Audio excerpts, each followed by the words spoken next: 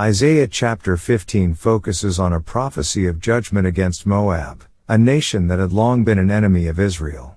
The chapter begins with a declaration that the burden of Moab will be a source of mourning and destruction.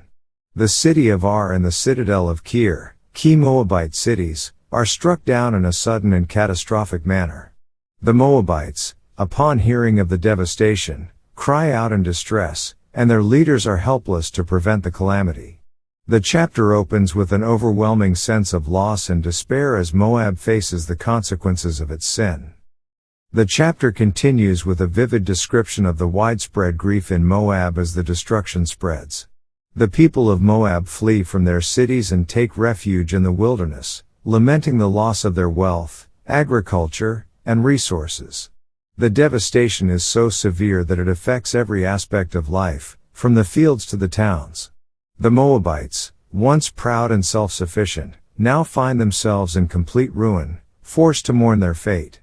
Isaiah portrays their sorrow in poetic terms, emphasizing the depth of their grief and the futility of their efforts to escape. Isaiah also highlights the role of God's judgment in bringing about Moab's downfall. The judgment is not random, but a direct consequence of Moab's arrogance and idolatry. The people of Moab are depicted as turning to their idols and seeking help from their gods rather than turning to the one true God. This rejection of God leads to their downfall, as they face divine retribution.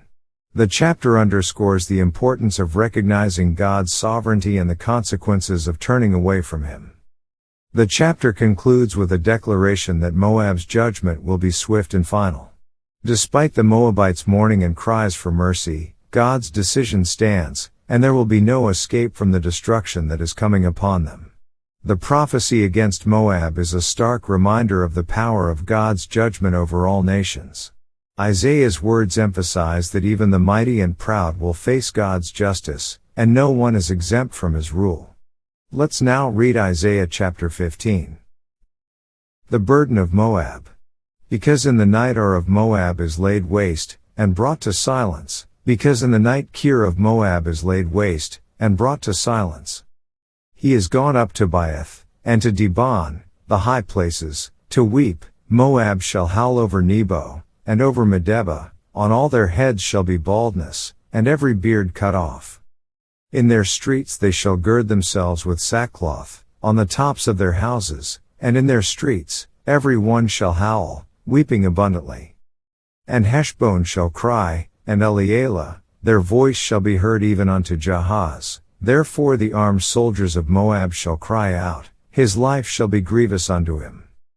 My heart shall cry out for Moab, his fugitives shall flee unto Zoar, an heifer of 3 years old, for by the mounting up of Luhith with weeping shall they go it up, for in the way of Horonaim they shall raise up a cry of destruction. For the waters of Nimrim shall be desolate, for the hay is withered away, the grass faileth, there is no green thing. Therefore the abundance they have gotten, and that which they have laid up, shall they carry away to the brook of the willows.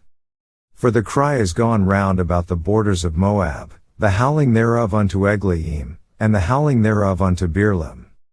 For the waters of Dimon shall be full of blood, for I will bring more upon Dimon, lions upon him that escapeth of Moab, and upon the remnant of the land. This ends our reading of Isaiah chapter 15.